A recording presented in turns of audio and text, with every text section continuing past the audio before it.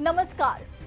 आइए आज मोदी जी के 9 साल में किए गए बड़े 9 वादों का पोस्टमार्टम करते हैं और जानते हैं उनकी असलियत क्या है।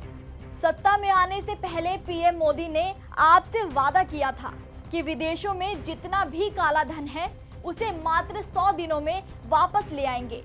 जिस दिन भारतीय जनता पार्टी को मौका मिलेगा, एक एक पाई हिंदुस्तान की वापस लाई जाएगी और हिंदुस्तान के गरीबों के लिए काम लाएगी। आप भी मोदी जी के इस बहकावे में आ गए और जमकर बीजेपी को वोट दिया, लेकिन काला धन वापस आया क्या? नहीं ना। आज तो ऐसा लगता है जैसे काले धन के नाम पर मोदी जी की याददाश्त चली गई हो। विदेशों से काला धन लाना तो छोड़िए, मोदी जी ने अपने चंद पूंजीपतियों को अमीर किया और देश की जनता को उसके हाल पर छोड़ दिया। आपने फिर भी उन्हीं को वोट दिया। अरे एक बार ये जो चोर लुटेरों के पैसे विदेशी बैंकों में जमा है ना, उतने भी हम रुपये ले आए ना, तो भी हिंदुस्तान के एक एक गरीब आदमी को मुफ्त में 15-20 लाख रुपए यूं ही मिल जाएगा। अब भला 15 लाख को कोई कैसे भूल सकता है? वादा किया था कि बीजेपी की सरकार बनते ही हर किसी के खाते में 15 लाख रुपए डाले जाएंगे। आए क्या? नहीं। लेकिन आपने वोट तो फिर भी उन्हीं को दिया। आज हाल ये है कि मोदी ने आपको खून के आंसू रोने पर मजबूर कर दिया है। रात के 8 बजे मोदी जी के वो शब्द आज भी आपके कानों में जरूर गूंजते होंगे, जब नोटबंदी से काला धन खत्म करने का वादा किया गया। 8 नवंबर 2016 की रात्रि को 12 बजे से वर्तमान में जारी 500 रुपए और 1000 रुपए के करेंसी नोट लीगल टेंडर नहीं रहेंगे।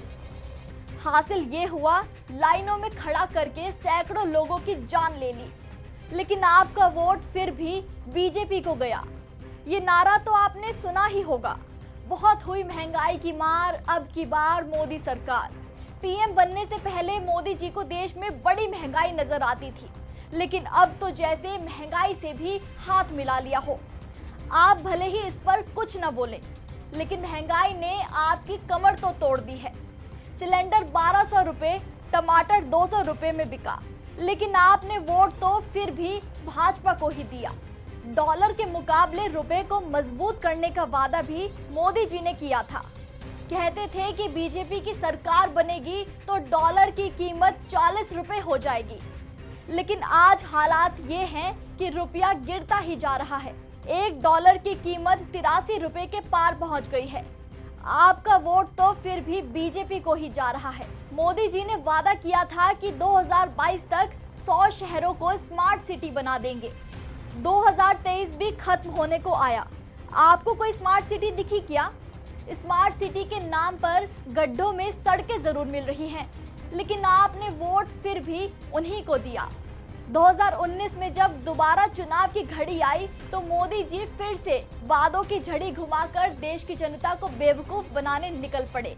हम 2022 तक हर गरीब के पास अपना पक्का घर हो, इसके लिए काम कर रहे हैं। 2022 तक हर परिवार को पक्का घर देने का वादा किया।